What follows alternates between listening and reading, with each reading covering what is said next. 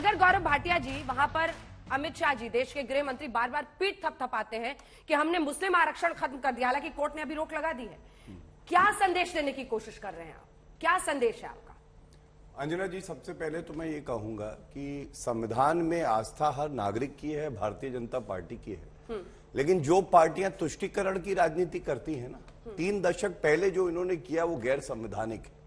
आपने दूसरी बात जो कही तथ्यात्मक रूप पे, क्योंकि मैं सर्वोच्च न्यायालय में उस सुनवाई में था, मैं आपको बता दूं, सर्वोच्च न्यायालय ने आदेश दे के रोक नहीं लगाई। सोलिसिटर जनरल ने एक बयान दिया और बयान ये दिया कि जब तक अगली डेट है तब तक इसे लागू नहीं किया जाएगा। दोनों में बहुत फर्क होता है और ये आदेश हुआ। अब मैं आपको एक बड़ी बात बताता हूं। देखिए, मैं संविधान लेके आया हूं क्योंकि मेरी ये जिम्मेदारी है कि आज तक के मंच पे आऊं, पॉलिटिकल स्टॉक एक्सचेंज में आऊं, तो कम से कम ये प्रश्न पूछे जाएं जो जनता पूछ रही है। अनुच्छेद 15 कहता है कि लिंग के, स्थान के, धर्म और जात के आधार पर कोई भेदभाव नहीं होगा। और अनुच्छेद 16 भी ये कहता है कि जब पब्लिक एम्प्लॉयमेंट की बात आएगी तो भी धर्म के आधार पर आप भेदभाव नहीं करेंगे। मैं ये पूछना चाहता हूं कांग्रेस की प्रवक्ता से, हमें पता है किस तरह से धर्म के आधार पर तुष्टीकरण की राजनीति करते हैं, लेकिन संविधान की शपथ तो ये लेते हैं ना, संविधान के तहत चलेंगे। अगर अनुच्छेद 15 और 16 का ये उल्लंघन है और आरक्षण बना था जो पिछड़ी जाति हैं उनके लिए, तो क्या ये नहीं माना जाए? इनको दर्द है कि जो समुदाय है वहां पे, लिंगायत, वोकेलिगा, जो SC ST है, जिनका आरक्षण बड़ा है, उनका बढ़ा हुआ आरक्षण घटा के ये केवल तुष्टीकरण की राजनीति करना चाहते हैं। ये अब स्पष्ट हो गया। जवाब दीजिए इसका। अंजना जी, मुझे तो लगता है कि कहीं ना कहीं अमित शाह जी में और मोदी जी में विरोधाभास बहुत ज्यादा है, क्योंकि हमने पिछले 5 साल पहले तो कभी सुना नहीं था कि पसमंदा मुसलमान है। पसमंदा का अर्थ है जो बेचारगी वाले, लाचार या दबे हुए जो मुसलमान है वो पसमंदा कहलाते हैं। और प्रधानमंत्री मोदी जी उनकी हालतें ठीक कराना चाहते हैं और इधर यहाँ अमित शाह जी कहते हैं कि हम मुस्लिम आरक्षण नहीं देंगे। तो मुझे ये जो दिख रहा है वो सीधा सीधा है कि कर्नाटक में हार की इतनी बड़ी आशंका है कि हर तरह का कोई ना कोई वो कोशिश कर रहे हैं कि किसी तरह से तो हमारी तरफ वोट आए, और वहां पे हार की शंका है बहुत भारी। इसीलिए ये लाचारी की इस तरह की बातें करना, क्योंकि यहाँ पर जो संविधान का हिस्सा पढ़ा उसमें एक शब्द है ओनली, और वो ओनली ही कैच वर्ड है कि केवल धर्म के आधार पर नहीं होगा, लेकिन उनकी शैक्षणिक हालत, उनका हैबिटेट कैसा है, उनकी जो आर्थिक स्थिति है वो कैसी है, क्योंकि ये देश आप बहाल करेंगे 4% आरक्षण मुस्लिमों का या बढ़ाएंगे उससे भी ज्यादा? क्योंकि वो कह रहे हैं कि 50 से हम 75% करने वाले हैं आरक्षण। सिद्धारमैया साहब ने ट्वीट करके कहा। देखिए, बड़ी सीधी बात है, जो सच्चर कमेटी की रिपोर्ट थी उससे पता चला आज भी हमारे देश का जो शैक्षणिक योग्यता, शैक्षणिक प्रतिशत है, इलिटरेसी, वो एवरेज है, औसत है 36.9%। लेकिन मुस्लिम में यही जो प्रतिशत है वो 42.7% है।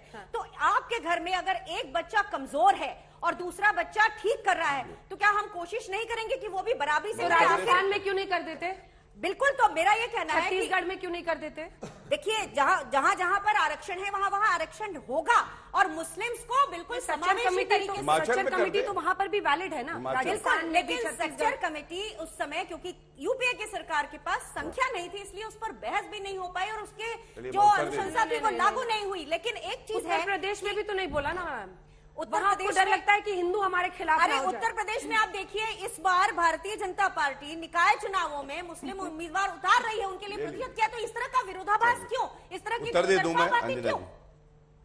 टिकट देना और आरक्षण देना समान है। देखिए, मेरा यह कहना है कि आप किस लिए टिकट दे रहे हैं? टिकट आप इसीलिए दे रहे हैं ना कि प्रतिनिधित्व देना चाहते हैं। अल्टीमेटली ऐसा तो नहीं है कि आपको तो गौरव जी मुस्लिम का वोट ही नहीं चाहिए। ईश्वरप्पा साहब ने खुद ही कहा है कि हमें तो मुसलमान का वोट ही नहीं चाहिए। तो आपकी नजर है कि काउंटर कंसोलिडेशन हो जाए, इसलिए मुस्लिमों के खिलाफ जितना जहर उगलना है, रिजर्वेशन खत्म करो, जितना बोलना है उनके खिलाफ। कोई नेता ये कैसे कह सकता है कि इस देश के जितने भी लगभग 13% मुस्लिम है उनका हमें वोट ही नहीं चाहिए? देखिए, कुछ बातें कहीं मैं उत्तर दूंगा, और जनता का आक्रोश कांग्रेस पे है भारी, तभी इनकी हालत है इस बार बहुत बुरी। और मैं दिखाता हूं आपको क्यों वोट मिलेगा। हमें हिंदू, मुस्लिम, सिख, ईसाई, जैन, बौद्ध, पारसी सबका वोट चाहिए। जब 48 लाख स्वच्छ भारत के तहत टॉयलेट बनते हैं कर्नाटका में, तो वो हिंदू मुस्लिम के आधार पे नहीं है, वो सबको मिले हैं। कर्नाटका की बात कर रहा हूं, जब 1 करोड़ 1 लाख घरों में पीने का जल आता है नल में, तो वो वोटर ये नहीं देखेगा कि मुस्लिम सिख ईसाई, वो देखेगा बीजेपी के लिए है। जब 7 लाख घर जो है मिलते हैं कर्नाटका में, तो मैं समझता हूं वो भारतीय जनता पार्टी की तरफ जाएगा। लेकिन इनकी बातों को उत्तर दूं, संविधान पे अनुच्छेद 15, 16, 14 की मैंने बात करी, क्या उत्तर मिला आपको? नहीं मिला। इन्होंने ये भी नहीं बताया, इनको ये नहीं पता आंध्र प्रदेश में इसी तरह से रिजर्वेशन धर्म के आधार पर दिया था, वो मामला आज भी लंबित है और हाईकोर्ट ने उसको क्वॉश किया, कहा कि ये गैर संवैधानिक है। दूसरी बात, सचर कमेटी रिपोर्ट, इनको याद दिलाना चाहिए अंजना जी, 2006 में बनी, 2014 में रिपोर्ट आई, 13 में। आपने 7 साल उसको डस्टबिन में डाला हुआ था, लागू क्यों नहीं किया जब आपकी सरकार थी? कह रही है चर्चा भी नहीं हुई, बताइए, ये इनकी प्रतिबद्धता है। उसके बाद मैं इनसे एक सवाल पूछता हूं, तीनों से पूछ लीजिएगा, अच्छा सवाल है। मुसलमानों की बात करते हैं, एएमयू में आरक्षण नहीं मिलता है SC ST कम्युनिटी को, पूछिएगा वहां पे आरक्षण दिलवाएंगे SC ST OBC कम्युनिटी को एएमयू में? तीनों से पूछ लीजिए, भी उत्तर मिल जाएगा, पता चल जाएगा तुष्टीकरण की राजनीति है या हमारी जो राजनीति है सबका साथ, सबका विकास, सबका प्रयास।